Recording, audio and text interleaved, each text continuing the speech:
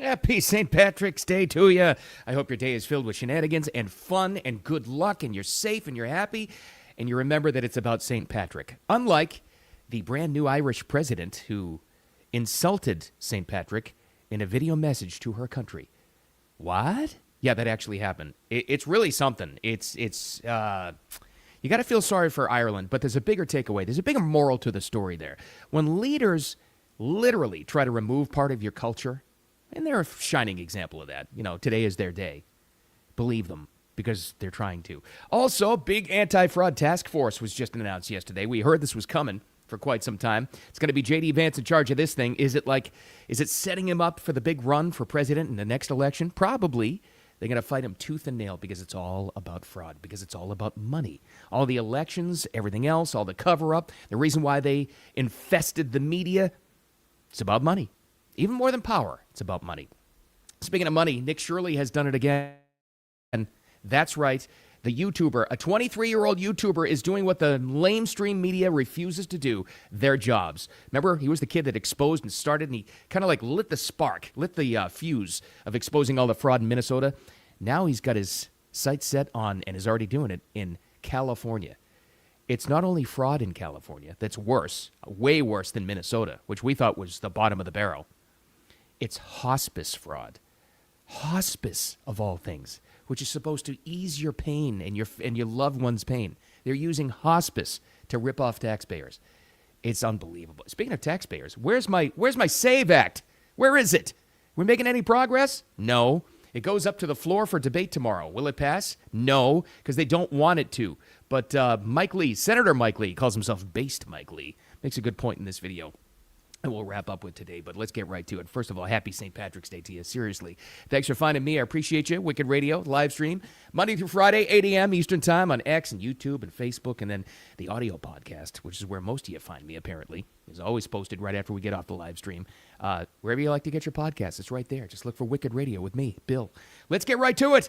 St. Patrick's Day. Wonderful tradition, right? A wonderful tradition where the Irish president would address her people and celebrate all things Irish and honor St. Patrick and get to the root of the culture of what it's all about. No.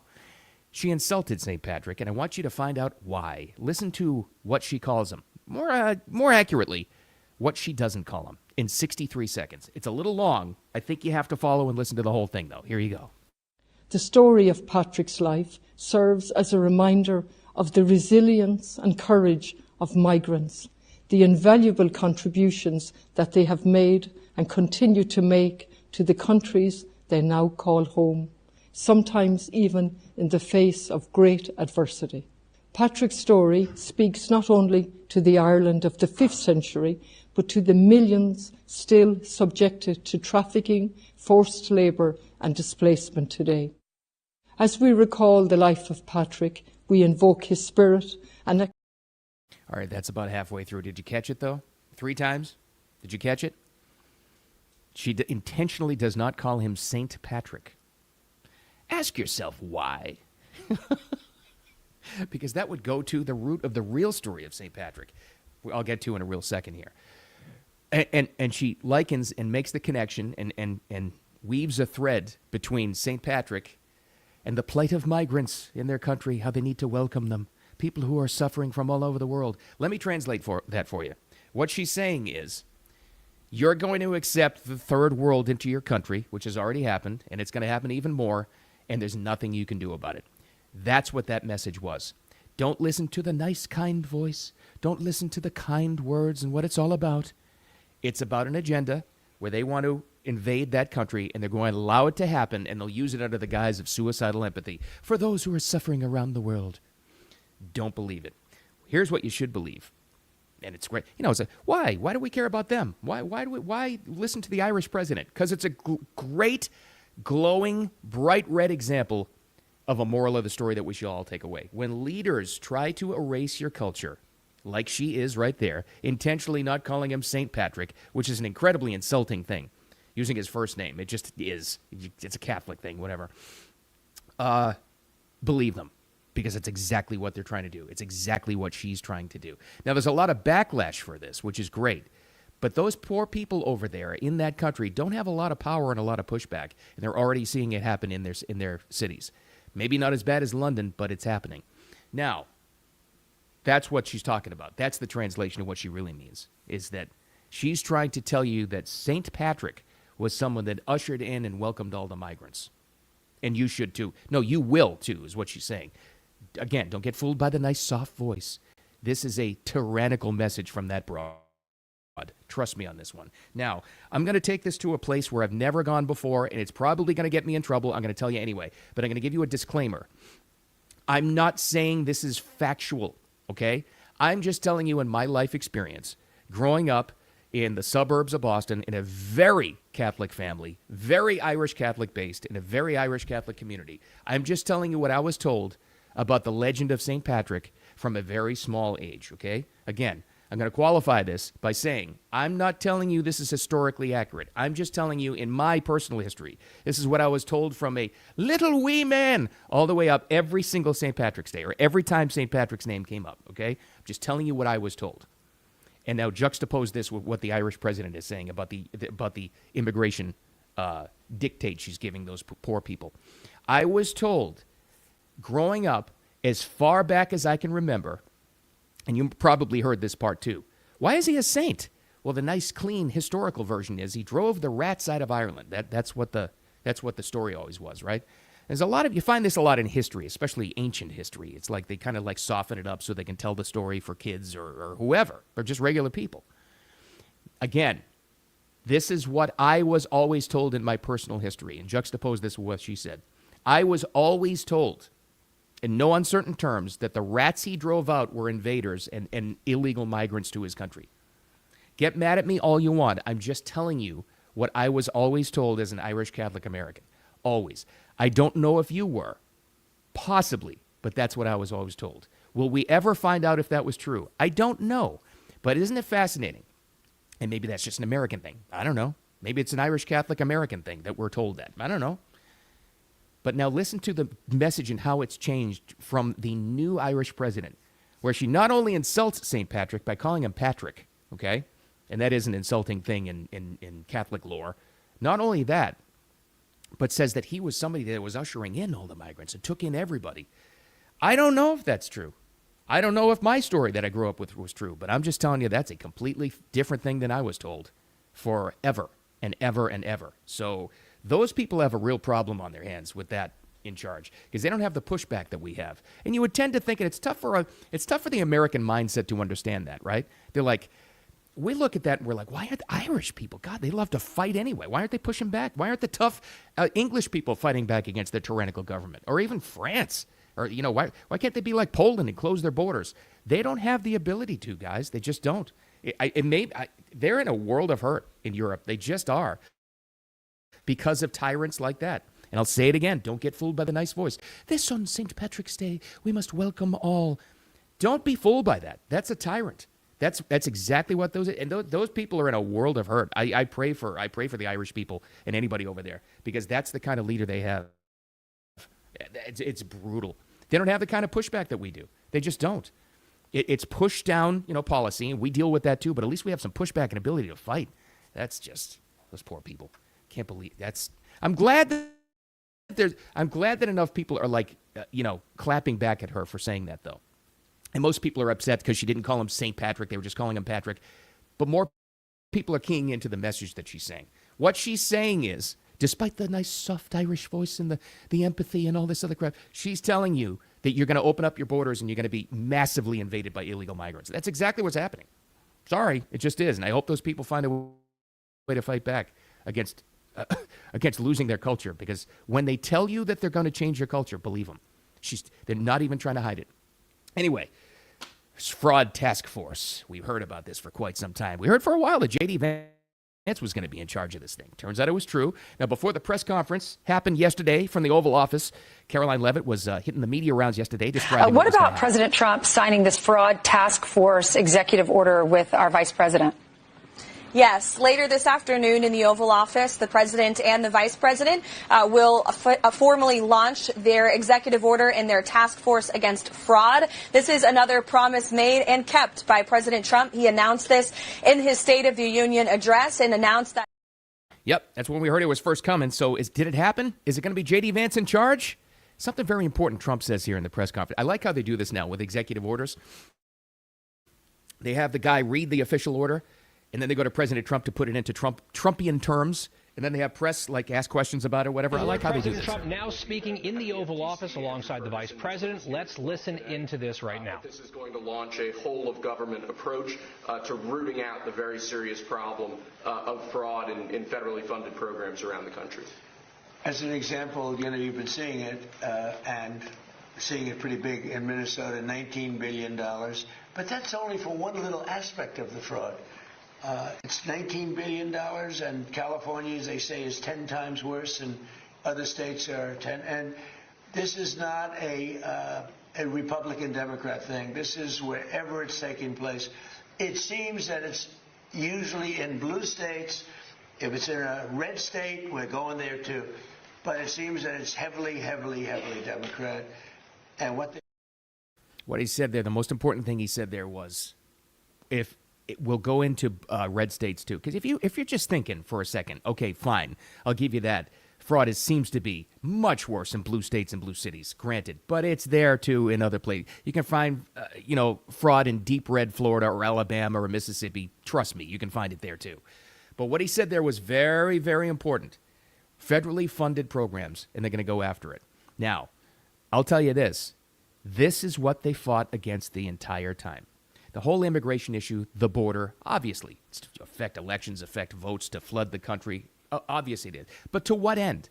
What end? What was it really all about? Okay, to try to tilt elections, to try to get to what point? What was it? What are the Democrats most afraid of? This. Uncovering the fraud. It's even more important than power, because this is money. This is all about money. This is why they fought Trump from the moment he came down that golden escalator at Trump Tower in 2015 to announce. They said, this guy can't be bought, and he's going to go after the fraud. Fraud is what it's all about. This is how you always wonder how state reps, federal officials, bureaucrats even, obviously, congressmen and senators go into office not making a lot of money, and they come out of it loaded as hell. How? Fraud. This is what they didn't want him uncovering, and they finally got to this point to put it together. They're going to get ready for it. They're going to go after Now you'll have, because J.D. Vance is in charge of this thing, apparently, they're going to go after him with everything they possibly have. They're going to dig up everything to try to stop this program. Everything. Look what they did to Doge. Look how the bureaucrats have grilled the Doge kids. Remember Elon's little geniuses? How they've grilled them back and forth. They looked into their personal finances. They're trying to find any dirt they possibly can. Why? Always ask yourself why. Because they don't want them uncovering fraud. Fraud is the real game in politics, even more so than power. It's fraud. This is why you have some Republicans even. They don't mind. For years, they didn't mind that they had the minority in Congress, that they weren't the majority power. You can make even more money that way, because all you do is you go back to your home state and you start politicking. And you start campaigning and you say, we gotta stop these Democrats. You gotta give more campaign. You gotta give me more campaign money. You gotta put me in office. You gotta put me in there again, because I'll keep up the good fight. Meanwhile, what's really happening here? They're working with their NGOs, and they're working with their funded programs, and they're putting family members in charge of these programs, and fraud. That's what it's all about. So if you thought there was a pushback against the Trump administration now, just wait. It's only just begun. They're going to come after him with everything. If they lose the midterms, get ready for nonstop impeachments and nonstop garbage and prosecutions and handcuffs. That's what you're going to have, because they're going after fraud. Now, speaking of fraud, he's done it again. I don't ask a lot of you guys, but I'm asking you once again like I did, what was it, a month and a half ago? When was this? 2 months ago? I don't know. Please follow Nick Shirley. A 23-year-old YouTuber is doing the job that the lamestream media absolutely refuses to do. He's a YouTuber. You saw him uncover all the fraud, or at least start the fire that uncovered all the fraud and exposed it in Minnesota, and now he's in California. And what he has found is about 1,000 times worse, because this is hospice fraud. That's right. They're using hospice to take federally funded programs and to line their pockets themselves. Hospice, of all things. Ever had a family member benefit from hospice? I sure have, way too many times. An organization that is designed to ease your pain, to ease your family member's pain in the worst and most painful possible moments. Hospice, of all things. Now, I'm not saying that hospice is guilty here. I don't think Nick Shirley is either. But I'm saying that these politicians and these fraudulent officials in California, maybe other states too, are using that organization for fraud. Now, he released the first episode on YouTube of the expose of what's going on in California. We'll play a little clip here on what he's talking about and some of the people he goes after directly. Like they went after Nick Shirley, they're going after anybody that is exposing fraud. Here's the first little piece. We'll jump around a little bit. Is the sound of hospice money? Could you just answer the question, what's the need for 1,000% increase in hospice care here inside of LA? Do you have the paperwork to enroll a little boy by the name of Joey? You don't know what's going on. Well, it says there's 14 children enrolled here on the state of California. That there is $6,000 per beneficiary. Can you give us any explanation? Where can we open a hospice at? Get the Maybach just like you. California may have the largest amount of fraud in the country, as California is the state with the highest taxes and collects more money than any other state in America. It is filled with fraud. California's version of Medicaid, called Medi-Cal, has more than doubled since 2022 from $108 billion to a proposed $222 billion in 2026. Please follow Nick Shirley on YouTube, please, or X or wherever. Maybe he's got an Instagram too, I don't know, but he's doing God's work. This kid, 23, I think? Yeah, he's 23, YouTuber. None of this would happen if we had a real free press. This is why I get so enraged. This is why I do what I do. I'll never stop doing it. Trying to guide you through the nonsense and the propaganda and the lies of lamestream media. And heroes like that actually do it. Please follow Nick Shirley and support him. California is going to be a tipping point. We thought Minnesota would be the worst ever. California may be 1,000 times worse.